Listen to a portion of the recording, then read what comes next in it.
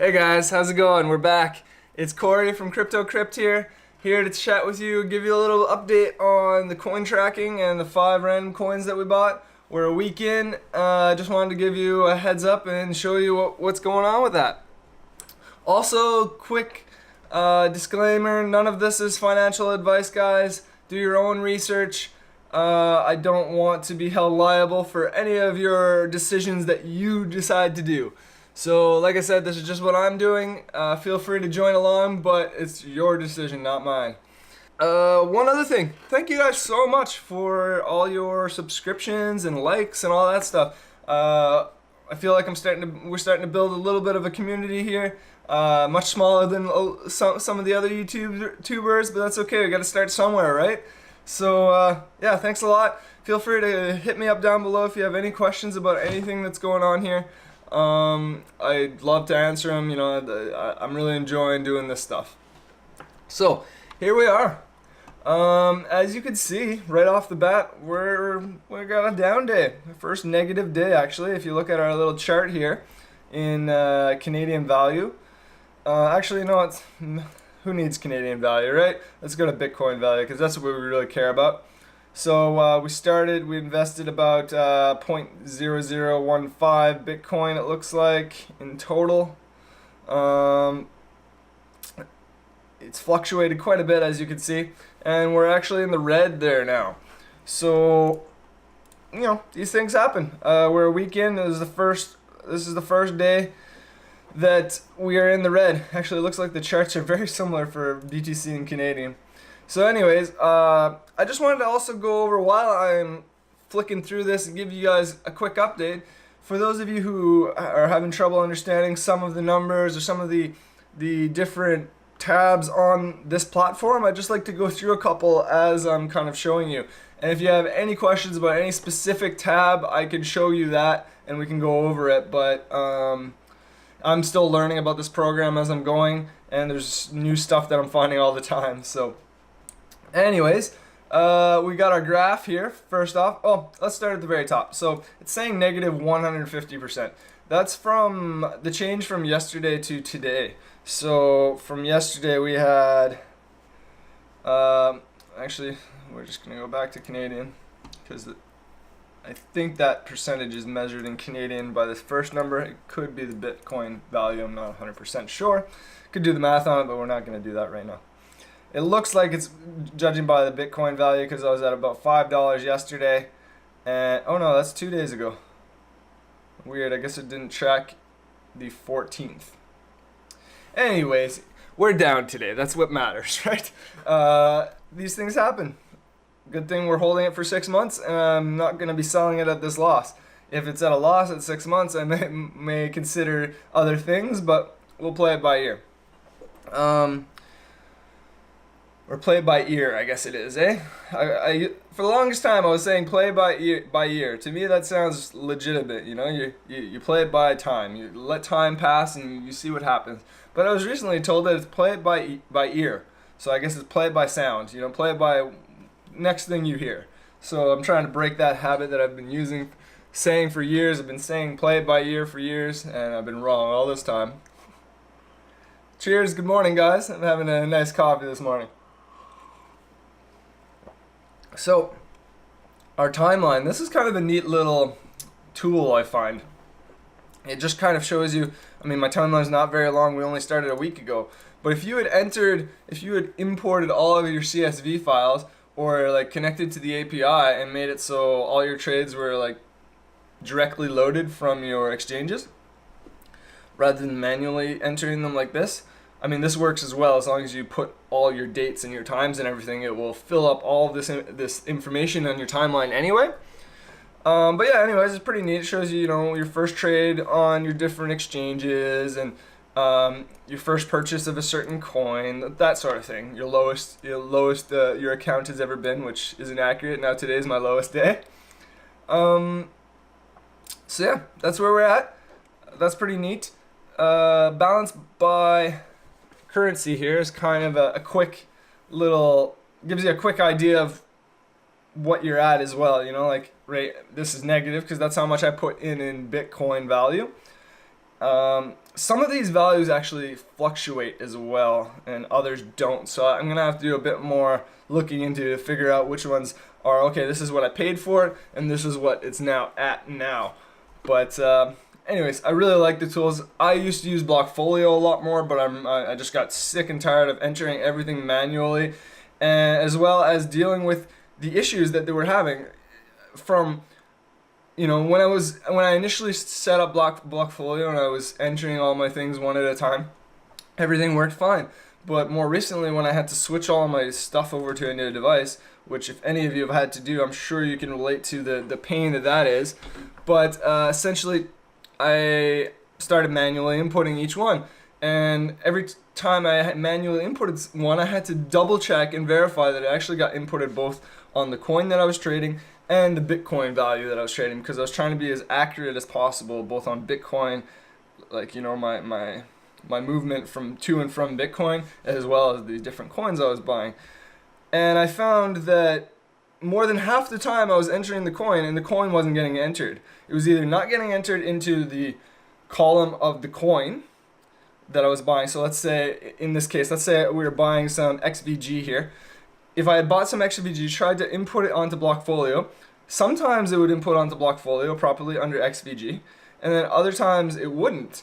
And then sometimes it would input, when it wouldn't input on XVG, it would input on BTC, but it would state like something along like sold for or bought for undefined. So it kept glitching out and not even knowing which coins, so I was like gonna have to go back in manually and put it all in manually. It was just turning into such a headache to track all my coins. And honestly, this is just remove that headache entirely. Now you do have to pay a subscription if you want to do more than just like kind of testing it out and stuff. Right now I'm still using the test platform. If you're curious, you get like a week, I believe, to test it out, up to 200 trades. I mean, you can continue to use it after that, but after you've gone past 200 trades, it won't allow you to input any other trades after that. Your initial first week is over. So essentially, they're trying to, you know, force you into setting up an account. But anyways, really good resource. If you'd like to check it out, hit up the link down below. It will give me a little kickback. I don't think I actually get any funds. I think I just get a discount on any packages that I purchase with these guys. So yeah, that's the first page, really, guys. There's not a whole lot else on the first page. You got your a little bit of a graphical representation of Bitcoin in Canadian and USD here. We've got our last trade, which is actually our first trade as well, so that's sometimes useful. We can see that, you know, we've traded about 6 days ago, so not quite a week, but I mean, really, when you pull up your calendar, we're exactly a week, so I figured I might as well do the weekly update. Some of this stuff I have heard from my research has been off a little bit, and, you know, Blockfolio, I've heard, has been more accurate, but that's not my experience that I've had. And honestly, I'm getting up to a number of coins now that it's getting too difficult to manually input everything. So yeah, it's nice to have this feature. Moving on, I'm just going to go over a couple quick tabs that I really like. I may have touched on them a little bit earlier, but let's just go over them right quick. So first off, one of the main tabs I like to look at is daily balance. This gives us a nice indication of where we've been going in the, you know, like I'm not sure what time it takes the value at, but let's pick a time, 12 o'clock or whatever. Each day it'll check where all your positions are comparably to the day before. So then we get all of this information. You know, I can see that my coin value has increased from $30 the second day I bought, after the second day I bought it, I guess. Oh yeah, I guess we're not quite a week in, are we, guys? Anyways, whatever, we're doing it anyway. So yeah, we got 30th, you know, it went up to 60, and then we've just kind of been grinding back down, and now we're finally into a negative position. So that's okay. We're just gonna hang on to this another still over 5 months to go. Another one that I do enjoy, I mean, all of these tabs have their own useful information. You know, balance by exchange can be useful as well if you're using a few different exchanges. You get an idea of what you've spent at different exchanges and where your positions are sitting by exchange. Also, unrealized gains is another really big one for me that I like a lot. It just gives us a quick indication of where we're sitting based on our percentage change from, our cost versus our current value. So, you know, our cost of each trade is listed here. As you can see, just, well, approximately $10 less than $100. I was shooting for $100 per trade, but I ended up with a little bit less. And then we have our, let's just go back here. Then we have our amount here. So our current value of the coin, so where it's gone to, right? Yeah, I keep pushing the wrong button. So yeah, essentially we have the cost and the current value, and then this is our percent change between the two numbers. You also have your unrealized and realized gains. I believe I went over what those two are already, but essentially one is unrealized is stating, well, I haven't turned it back into anything that is realizing whether, you know, making it a concrete loss or win. So everything is unrealized right now. I haven't taken a loss and I haven't taken a win. When I do decide to convert that back into Bitcoin or back into, you know, fiat, I still have to go to Bitcoin first, but then I'd be realizing the gain, and then it would show up in the next column here.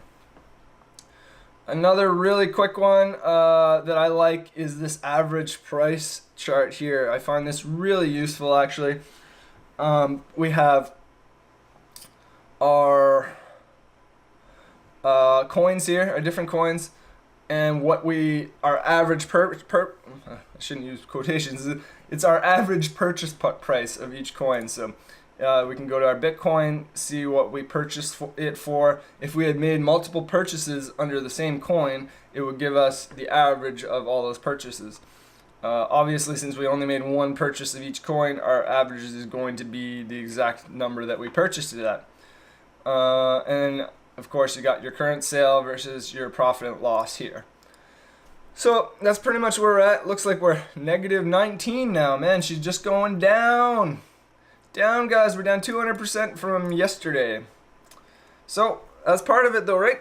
So ride that train. Enjoy the fun times that we're having here in crypto. Who knows, maybe this is a good time to buy some of these coins. Things have been, you know, bouncing around, kind of staying in that range for a little while. I personally have very high hopes for crypto in the future, so I believe you can buy anything in this market and get away with it. You may not end up with a ton of profit in the end. You may not end up with the best positions. You know, you probably could have done a lot better if you didn't randomly select stuff like I'm doing here. But I'm just trying to prove a point, I guess, that you can do this and potentially be profitable. As of right now, we're unprofitable, but that's okay. I believe that's going to change, or I wouldn't be holding on to this. And if it doesn't, you know, it was a good test to see if it works or not.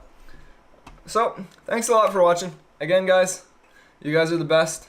Take it easy, and we'll see you next time. See ya.